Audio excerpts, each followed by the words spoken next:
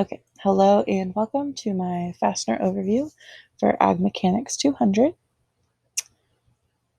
In this video, we're going to be going over how bolts are sized, including the diameter, length, pitcher threads per inch, bolt strength, and national coarse versus national fine. We're also going to be going over types of bolts, including hex head, socket head, continuous thread, carrot bolts, flange bolts, eye bolts, and lag bolts, and we'll also be covering the difference between cutting threads and rolling threads. So to start off, I wanted to talk about diameter. They make these super nifty little gauges where you can measure the diameter of bolts. As you can see, you just slide the bolt into the corresponding hole and it'll tell you what the diameter is. So this gauge right here ranges from 1/16 of an inch here all the way up to a 1/2 inch. They do make them much bigger, and they do make these little gauges out of multiple materials, including metal or plastic. Um, and they also make them in different sizes as well. This one is going to talk about the length, and I really like this picture because it kind of breaks down 3 different types of length. Um, so the most common is going to be the nominal length. That's what you're going to buy your bolts by typically. So you buy like 2-inch bolts or 1-inch bolts. It's going to be the length from the very tip of the bolt all the way to just under the head of the bolt. The other type of lengths includes the thread length and the grip length. Now, this is something that's very common in like lag bolts where we do have that grip, that is the non-threaded area of the bolt, and the threaded area of the bolt. So obviously thread goes from the tip all the way to where the thread ends, and grip starts at the very last thread all the way up to the underneath of the head. So talking about pitch in threads per inch, in this example that I have, this is a 3/4 inch diameter bolt with a 1-inch section of the thread. So in this 3/4 inch diameter of the 1-inch bolt, we do see 1, 2, 3, 4, 5, 6, 7, 8, 9, 10 different threads. For the threads, we do count each individual mountain. Yeah. Whereas in the metric system, it's considered to be pitches. Pitches is going to be the valleys, if you will. It's going to be the area between each mountain. Now, this one I don't have specifics, but you can see in this example, there would be 1, 2, 3, 4, 5, 6, 7, 8 pitches per this inch, if this was an inch. Okay, so now I want to take a second and talk about the national coarse threading versus national fine threads. If you take a look at this chart, I like it because it shows the size of the bolt. At the top, it says 1/4 inch. Where you come over to this side, it's the thread per inch. So under the national coarse standards, a 1/4 inch bolt should have 20 threads per inch. Now, if you come over here to the national fine, the size of a 1/4 inch bolt should have 28 threads per inch.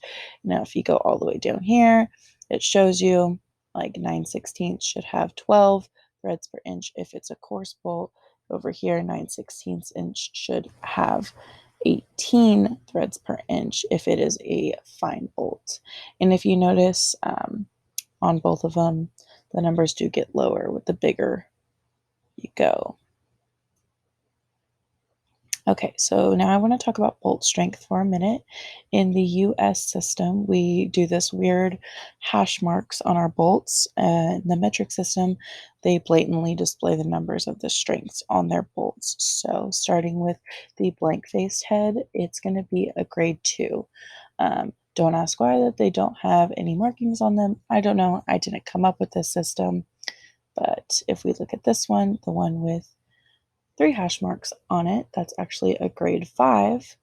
Um, Again, I don't know why they didn't just put 5 marks on there, but whatever. And this one here with the 6 hash marks is going to be a grade 8.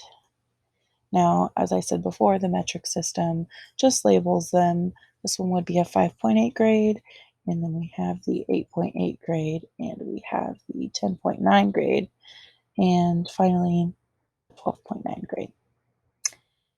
Okay, so now we're going to get into the different types of bolts, starting with the hex head bolt. This is probably your most common type of bolt. This one right here that we're looking at is actually a metric one. As you can see at the bottom right here, it says it is an 8.8 grade. This one has many different applications. It can be used in many different types of building materials, including wood and steel. It's used in all kinds of projects, including bridges, highway structures, and buildings. Um, so that one's probably the most common one that we use. The second one is going to be socket head bolt. Now this one, the where I see it the most is when you buy like furniture from IKEA or things that you have to put together with an Allen wrench because it has that specialized socket in the head. Um, yeah, that's really the only time I ever see these. So Okay, next is going to be continuous thread bolts. This is pretty much just a threaded rod. I've never seen them used personally, but I guess they use them in suspending electrical or plumbing equipment from a ceiling or in drop ceiling applications. The carriage bolt is another really commonly used one. It's mainly used in um, things that have hinges or locks. It also is one way in, one way out with these ones. It's threaded on one side and it's got that nice smooth dome shaped head on the other. And flange bolts, these are used in vehicle frames. So in your engine block of your truck, you might see one of these, or anywhere that a head bolt is required. With eye bolts, they are a loop on one end and threaded on the other. You can get them like this where they are a screw shaped, or there's the machinery ones, or you can have one that you put a nut on. The screw ones I see the most commonly. These are like the ones that you would screw into your ceiling and hang a houseplant from, or that's what I would do with them. But typically they're used to secure ropes or cables to structures. And finally, we have lag bolts. Lag bolts are one of the most heavy duty bolts that we have. This is again where I was talking about how you're going to have the nominal length as well as the thread length, and um, it's used in heavy materials that are bearing really heavy loads.